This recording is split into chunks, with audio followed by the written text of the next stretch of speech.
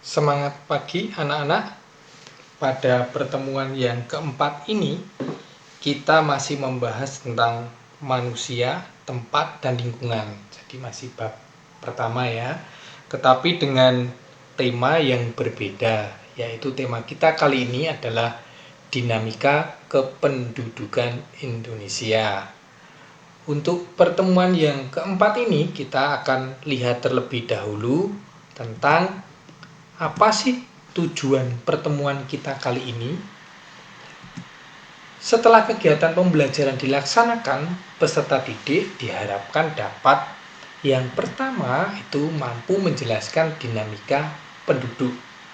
Kemudian yang kedua, mendeskripsikan tentang persebaran penduduk di Indonesia. Ketiga, mendeskripsikan komposisi penduduk Indonesia.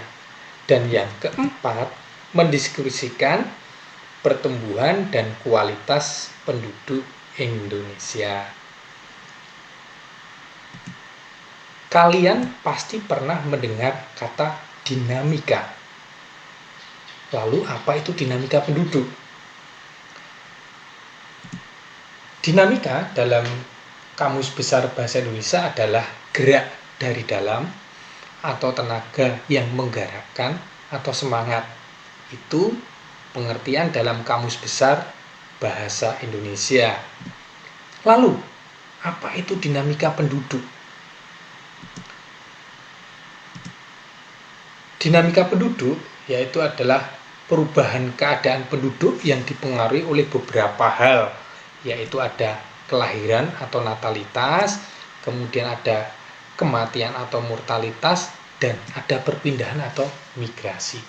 Jadi dinamika penduduk adalah perubahan keadaan penduduk yang dipengaruhi oleh beberapa hal. Yang pertama kelahiran, kematian, dan perpindahan. Untuk dinamika penduduk yang pertama, kita perlu mengetahui tentang jumlah penduduk. Sebelum ke jumlah penduduk, kita harus tahu apa sih itu penduduk. Nah, ini dia. Penduduk adalah semua orang yang berdomisili di wilayah geografis suatu negara selama 6 bulan atau lebih, dan atau mereka yang berdomisili kurang dari 6 bulan tetapi bertujuan untuk menetap. Penduduk dan warga negara itu berbeda. Sebagai contoh, mungkin salah satu dari kalian nantinya akan melanjutkan studi ke Australia. Kalian tinggal di Australia itu menjadi penduduk Australia selama kalian kuliah. Tetapi kalian bukan warga negara Australia.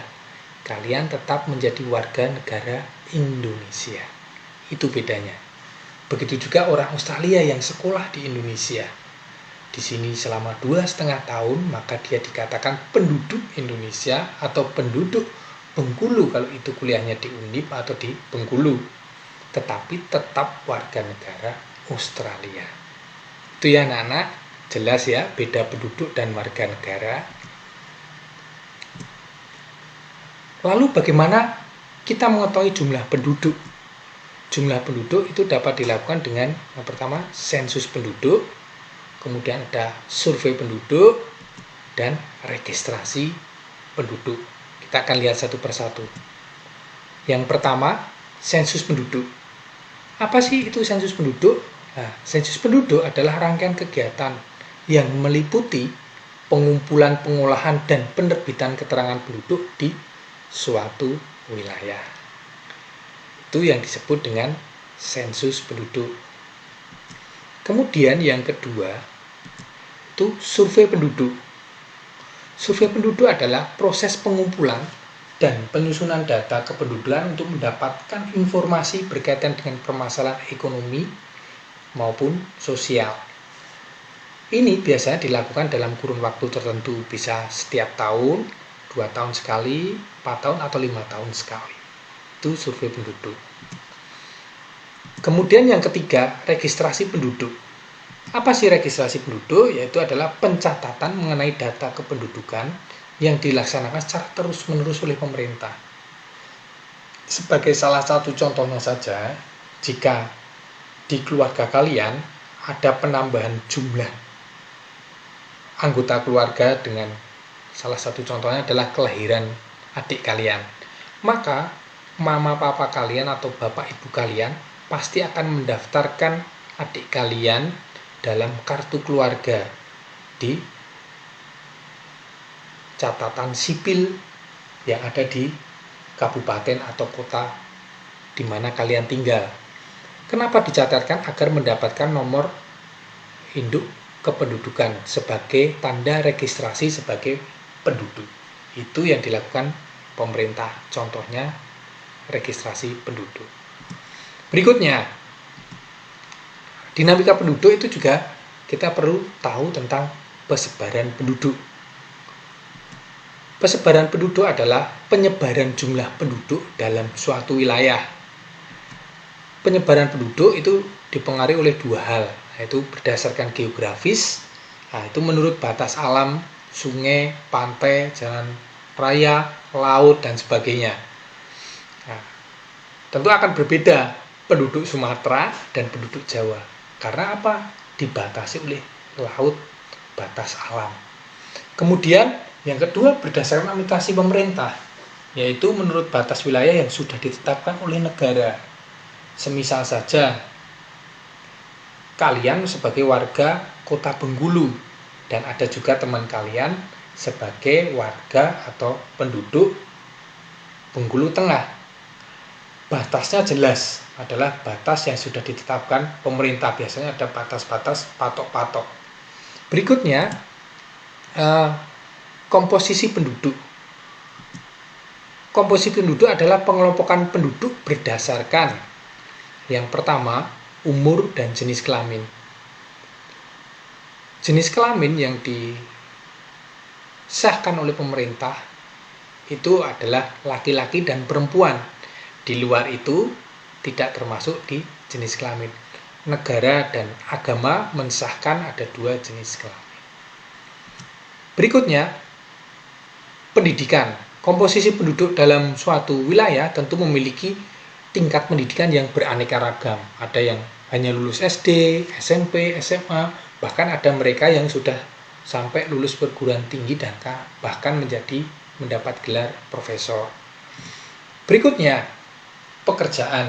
Di satu wilayah, di satu daerah, tentu penduduknya memiliki jenis pekerjaan yang beraneka ragam. Dari nelayan, petani, pedagang, pegawai, kontraktor, bahkan aparatur TNI dan Polri, beraneka ragam. Itu komposisi penduduk yang ada dalam satu wilayah. Berikutnya tempat tinggal. Tempat tinggal semisal saja di Bengkulu Tengah. Ada yang tinggal di pusat ibu kota Bengkulu Tengah atau di kotanya. Ada yang tinggal di desa-desa atau di pedesaannya. Itu berdasarkan tempat tinggal.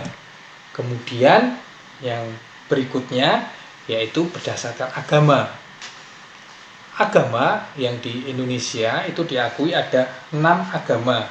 Yang pertama ada agama Islam, ada Katolik, ada Kristen, ada Hindu, ada Buddha, dan yang terakhir adalah Konghucu. Itu komposisi penduduk. Kita akan melihat komposisi penduduk berdasarkan usia. Dilihat dari usia, komposisi penduduk ini dapat dibuat dalam beberapa bentuk. Yang pertama, usia tunggal. Usia tunggal itu jelas 0, 1, 2, 3, 4, sampai 60 tahun, bahkan lebih.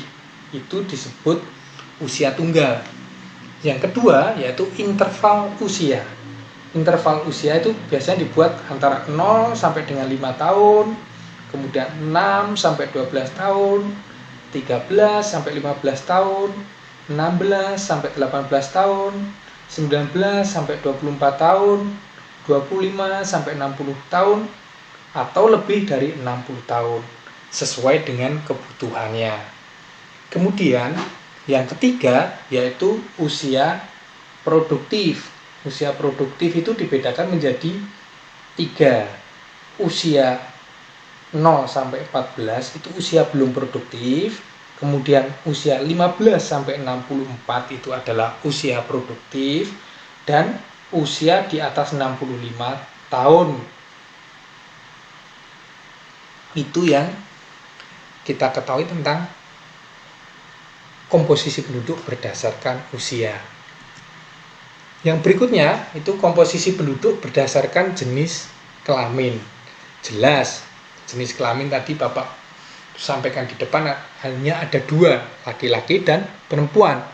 Penduduk berdasarkan jenis kelamin sangat penting karena digunakan sebagai dasar perbandingan jenis kelamin atau sex ratio. Sex ratio digunakan untuk memperkirakan bentuk pemberdayaan penduduk sebagai sumber daya manusia sesuai dengan karakteristiknya. Sebagai contoh, dahulu ada beberapa jenis pekerjaan yang hanya bisa dilakukan oleh laki-laki.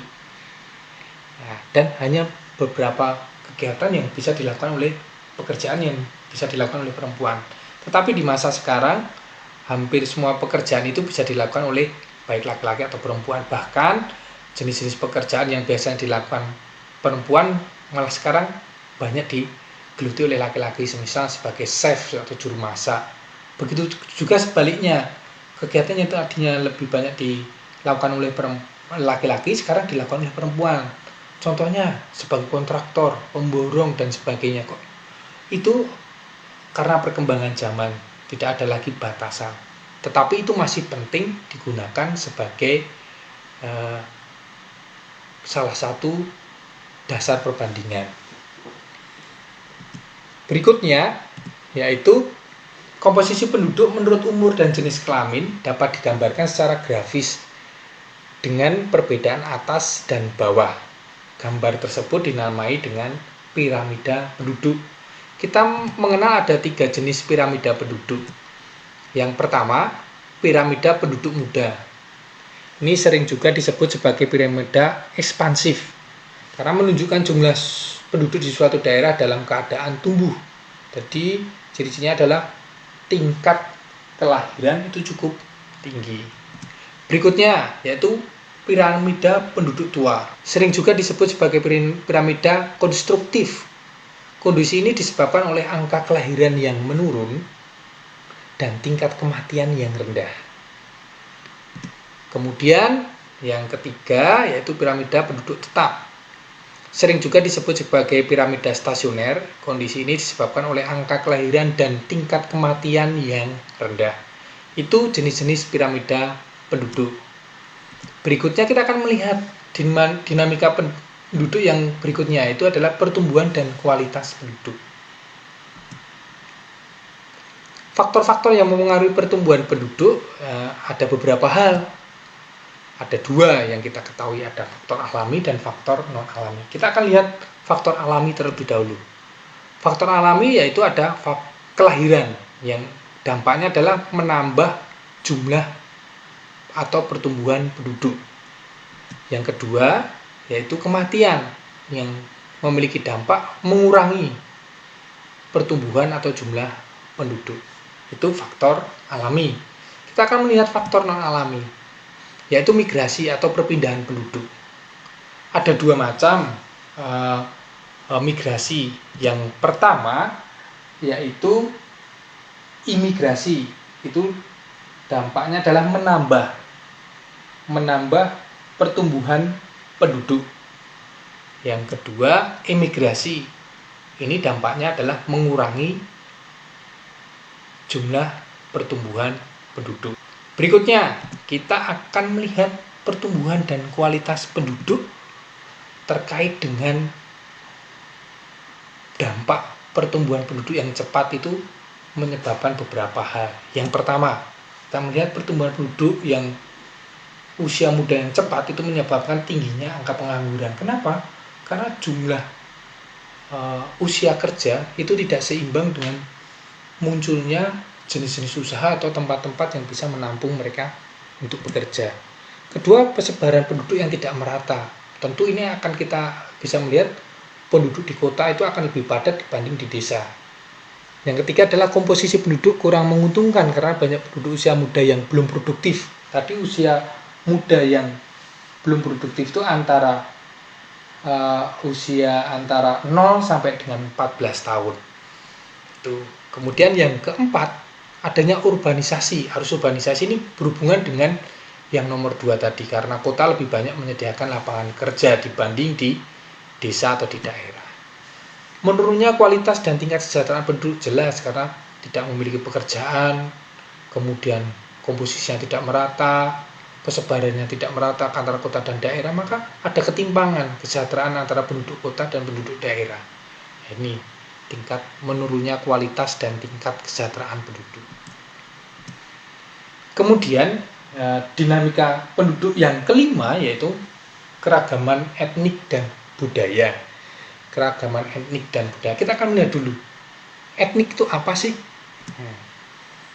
Kita akan lihat ini. Suku bangsa sering juga disebut etnik. Nah, kita melihat ciri-ciri suku bangsa adalah memiliki kesamaan budaya, bahasa, adat, dan nenek moyang. Kemudian, keragaman etnik merupakan salah satu faktor dinamika penduduk yang dapat dilihat berdasarkan rumah adat. Yang pertama, ada rumah adat. Ada berbagai macam aneka ragam bentuk rumah adat di Indonesia karena kita memiliki etnik atau suku yang beragam.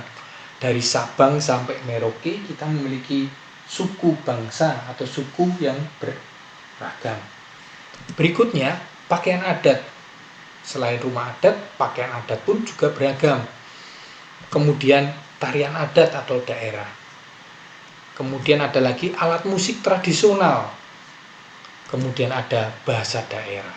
Itu keragaman etnik dan budaya yang ada di Indonesia.